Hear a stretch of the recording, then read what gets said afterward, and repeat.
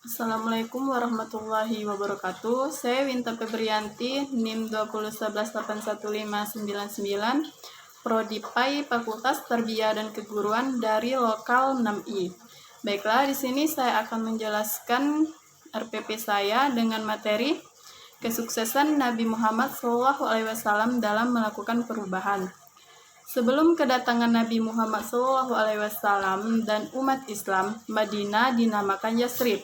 Yasrib terkenal dengan daerah subur dengan hasil pertanian kurma. Selain itu, posisinya sebagai jalur perdagangan antara selatan dan utara. Kondisi ini menarik orang-orang untuk menetap di Madinah. Penduduk Yasrib pertama adalah suku Amalikoh. Kedatangan Yahudi dari Syria membuat peralihan kekuasaan dari Amalikoh ke tangan Yahudi. Suku Yahudi datang ke Madinah karena diusir dan disiksa oleh kerajaan Romawi. Suku-suku Yahudi yang datang ke Madinah adalah Bani Nadir, Bani Quraizah, Bani Gatafah, dan Bani Kainuka. Mereka membawa kepercayaan agama Yahudi.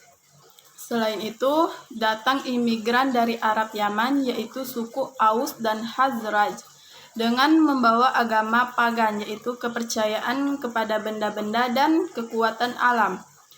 Arab Yaman mengikuti kepercayaan sama dengan kepercayaan orang Arab Mekah.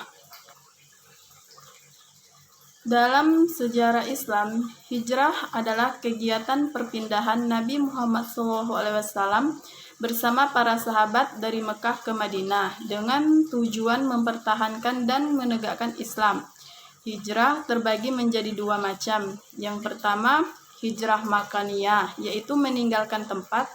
Selama masa kenabian terjadi 3 hijrah makaniyah, yaitu ke Habasyah, Taif, dan Madinah. Kedua, hijrah manawiyah, yaitu meninggalkan semua apa yang dilarang oleh Allah. Hijrah manawiyah terdiri dari 4 macam, yaitu hijrah i'tiqadi, fikriyah, syu'riyah, dan sulukiyah. Nabi Muhammad memilih hijrah untuk menghindari ancaman dan penyiksaan kaum Quraisy. Madinah menjadi pilihan selanjutnya dengan mempertimbangkan posisinya tidak jauh dari Mekah.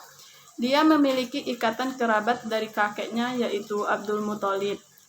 Karakter penduduknya yang lembut dan tentunya hijrah merupakan perintah dari Allah.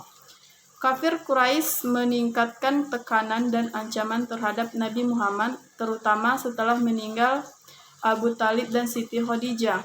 Mereka merencanakan untuk membunuh Nabi SAW sebelum beliau hijrah.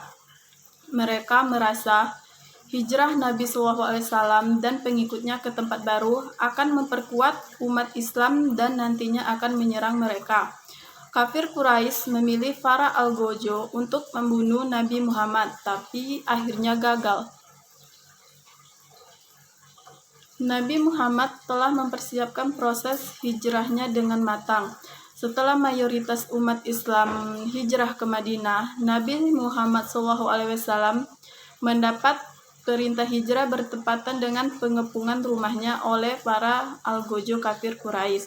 Atas kekuasaan Allah, Nabi Muhammad SAW bisa lolos. Sebelum keluar rumah, Nabi Muhammad meminta Ali bin Abi untuk memakai mantelnya dan berbaring di tempat tidurnya untuk mengelabui para al-Gojo. Nabi Muhammad SAW mengajak Abu Bakar untuk menemaninya berhijrah. Langkah pertama, mereka pergi ke Gua Syur yang berada di sebelah selatan Mekah, bertolak belakang dengan arah ke Madinah, yaitu utara Mekah. Mereka berdua tinggal di Gua Syur selama 3 hari sambil melihat perkembangan situasi di Mekah.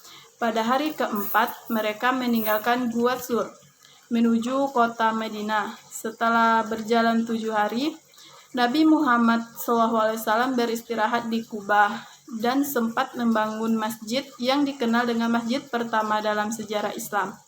Setelah itu, keduanya berangkat ke Madinah dengan sambutan yang meriah dari penduduk Madinah.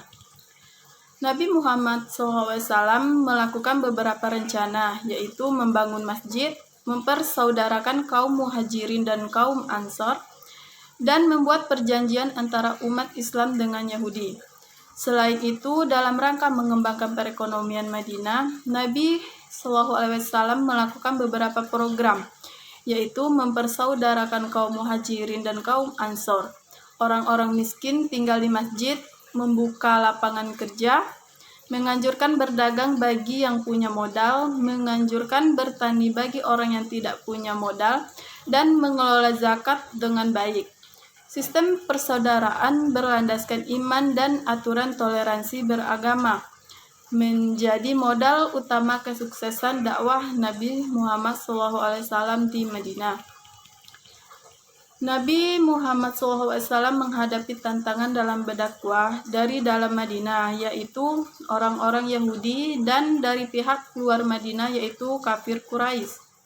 Peristiwa pertentangan dari kedua pihak menimbulkan beberapa peristiwa, yaitu Perang Badar, Perang Uhud, Perang Khandaq, Perjanjian Hudaybiyah, dan Fatuh Mekah. Nabi Muhammad SAW menampilkan kearifan dan kedamaian dalam berdakwah. Sikap penuh kedamaian tidak hanya waktu tenang, bahkan dalam kondisi kritis, Nabi Muhammad SAW tetap mendahulukan perdamaian. Sikapnya membuat simpatik musuh-musuh Islam, sehingga mereka tertarik masuk Islam.